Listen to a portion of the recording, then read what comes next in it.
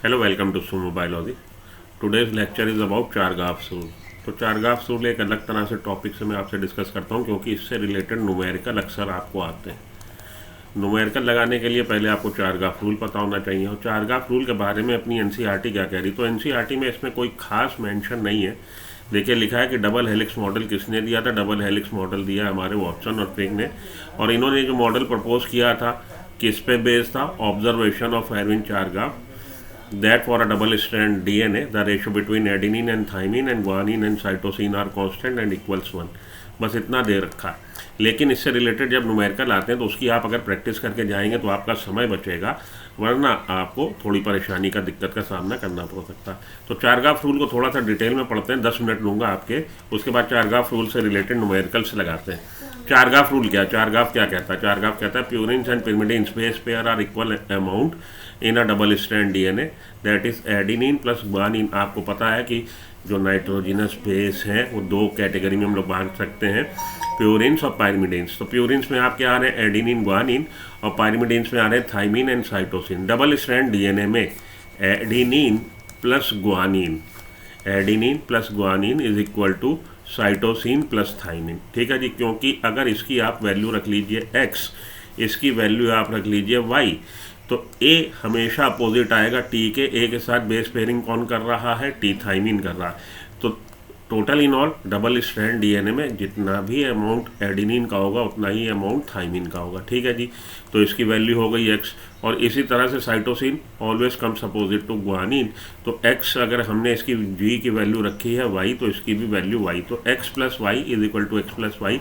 Adenine और guanine का जो सम टोटल है, एडेनिन और गुआनिन का जो सम टोटल है वो इक्वल है थाइमिन और साइटोसिन के। पहला बात तो चारगाफ रूल में बताई गई। Molar amount of adenine is always equal to molar amount of thymine. Adenine का जितना अमाउंट होगा वो थाइमिन के बराबर होगा, क्योंकि ए के अपोजिट हमेशा थाइमिन आला। Similarly molar concentration of guanine is always equal to cytosine. Sugar deoxyribose and phosphate occur in equimolar proportion. तो डबल स्ट्रैंड डीएनए मॉलिक्यूल में शुगर डीऑक्सीराइबोज और फॉस्फेट इक्विमोलर प्रोपोर्शन में होते हैं। AT bases are rarely equal to CG bases. अब A और T और सी और जी, ये जो बेस पेयरिंग है इनका रेशियो, एटी बेस पेयर का रेशियो और सीजी बेस पेयर, ये रेयरली इक्वल होते हैं, इक्वल नहीं होते, कम ज़्यादा हो सकते हैं। लेकिन द रेशियो अगर एटी सी जी का देखें वेरिएबल है, जैसा कि बताया गया यहाँ पे, but constant for a species, किसी स्पीसीज के लिए कांस्टेंट होते हैं। तो ह्यूमन बीइंग के लिए या इकोलाई के लिए, किसी भी स्पीसीज के लिए AT C G ratio constant होता है, ये वेरी नहीं होता। It can be use to identify the source of DNA. अब अगर आपको ये वैल्यू दे रखी है एटी सी जी रेशियो की, तो आप ये बता सकते हो कि ये प्रोकैरियोटिक सेल का है कि यूकैरियोटिक सेल का, क्योंकि in case of prokaryotic cell ATCG ratio is always less than 1, always less than 1, whereas in case of eukaryotic cells ये ATCG ratio is always more than 1। तो इसमें दो के आप रट लीजिए। ई कोलाई के लिए इसका वैल्यू 0.93 है और मैन के लिए, ह्यूमन बीइंग में 1.55 है। ठीक है जी, आपको ये दिया जाता है कि किसी सेल से हमने मतलब ये हमने डीएनए एक्सट्रैक्ट किया और उसमें एटीसीजी रेशियो काउंट किया, तो उसमें देखिएगा आपको दे रखेगा, एक जगह उसने मानो 1 से ज़्यादा दे रखा, बाकी जगह 1 से कम दे रखा, तो पूछेगा क्या सजेस्ट कर रहा है? ये सजेस्ट कर रहा है, अगर एटीसीजी रेशियो 1 से ज़्यादा आ रहा है तो ये सजेस्ट कर रहा है कि ये यूकैरियोटिक सेल से एक्सट्रैक्ट किया गया है, और अगर एटीसीजी रेशियो लेस देन 1 है तो ये सजेस्ट कर रहा है कि ये प्रोकैरियोटिक सेल का। The proposition of double helix structure for DNA was revolutionary. Very soon Francis Crick propose the central dogma in molecular biology which state that.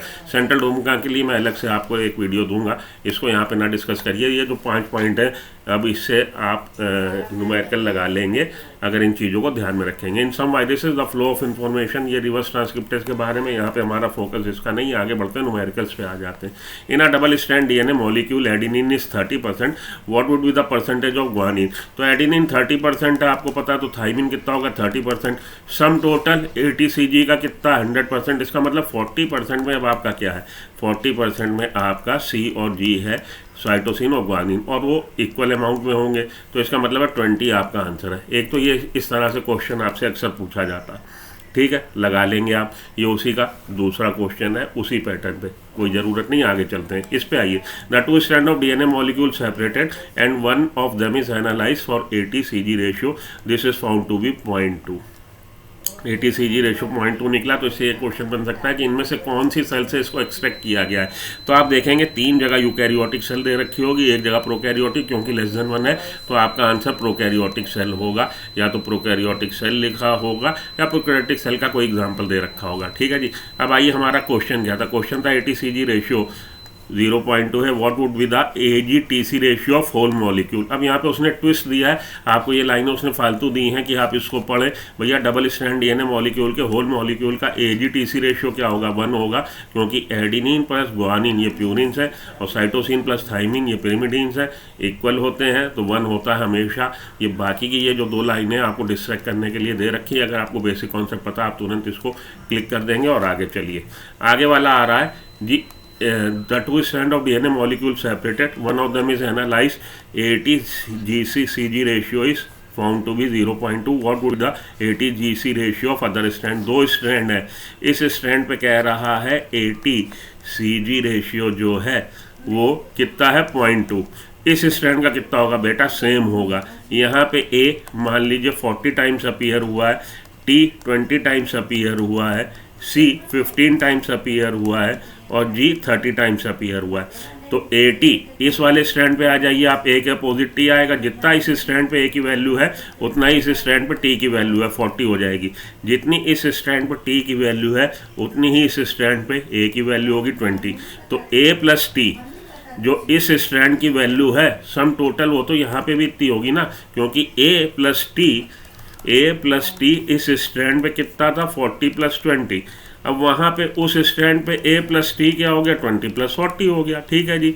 तो ATCG इस तरह से आप देखेंगे, ATCG रेशियो डबल स्ट्रैंड में अगर एक स्ट्रैंड का आपको A प्लस टी और C प्लस जी रेशियो दे रखा है, एक स्ट्रैंड पे 0.2 है तो दूसरे स्ट्रैंड पे भी 0.2 होगा। ये अगर आपने मन में बात बिठा ली तो आप कैलकुलेशन करने से आपका समय बच जाएगा। कॉन्सेप्ट आपके क्लियर होने चाहिए। ठीक है। इसी से रिलेटेड एक क्वेश्चन और है, बस वो आप लगा लीजिए और आपके न्यूमेरिकल्स जितनी तरह से पूछे जाते हैं वो आपके सॉल्व हो जाएंगे। यहाँ पे कह रहा है ATCG रेशियो, इस स्ट्रैंड का ATCG रेशियो 0.2 है इस स्ट्रैंड का। तो इस स्ट्रैंड का यहाँ पे A plus T divided by C plus G 0.2 है। तो इस स्ट्रैंड पे अब आपसे पूछा जा रहा C प्लस जी और A प्लस टी रेशियो क्या है। सीधी सी बात आप याद कर लीजिए एक फार्मूला कि इस स्ट्रैंड पे अगर ATCG रेशियो की वैल्यू x है तो इस स्ट्रैंड पे CG AT की वैल्यू क्या होगी? 1/x होगी। ये फार्मूला याद रख लीजिए। ठीक है। इस स्ट्रैंड पे AT डिवाइडेड बाय CG की वैल्यू x है तो इस स्ट्रैंड पे भी A plus T C plus G की वैल्यू x होगी। अभी हम लोगों ने पीछे इससे रिलेटेड क्वेश्चन लगाया है। अब इसको आप पलट दीजिए, अगर x है तो इस स्ट्रैंड पे अब आपसे पूछा गया है कि दूसरे स्ट्रैंड पे C प्लस जी और divided by A plus T की वैल्यू, अगर यही पूछी जाती है आपसे A plus T divided by C plus G, इस स्टैंड पे 0.2 है तो दूसरे स्टैंड पे भी 0.2 है, लेकिन दूसरे स्टैंड के लिए जो वैल्यू पूछी गई है वो पूछी गई है G plus C divided by A plus T. तो वो कितनी होगी? वो 1/0.2 होगी। कैसे? समझो बेटा, बड़ी आसानी से समझ लो।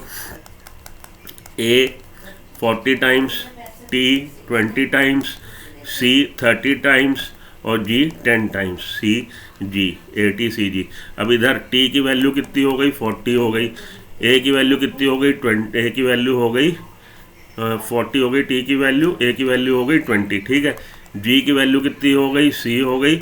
और C की वैल्यू कितनी हो गई? C की वैल्यू हो गई आपकी 10। ठीक है जी। तो ATCG रेशियो अगर सेम आपसे पूछे A plus T C plus G, वो तो सेम होगा ना, 60/40, तो इधर भी 60/40। ठीक। अब मैंने आपसे रिवर्स करके पूछ ली, तो आप पलट दीजिए, उसको पलट दीजिए, ऊपर चला गया वो और नीचे आ गया ये। तो अगर 0.2 थी तो इसका मतलब 1 था ना नीचे, तो 1/0.2 हो गई ना। ठीक है। मतलब अगर ATCG रेशियो इधर x है तो इधर अगर आपसे पूछा जाए AT-CG रेशियो वो x ही होगा और उसको रिवर्स करके पूछ ले C plus G divided by A plus T कितना होगा, तो वो 1/x होगा। ये फार्मूला याद रखिएगा तो वहाँ आपका समय बचेगा। That's it. इसी से रिलेटेड क्वेश्चन इतने ही आते हैं। ओके।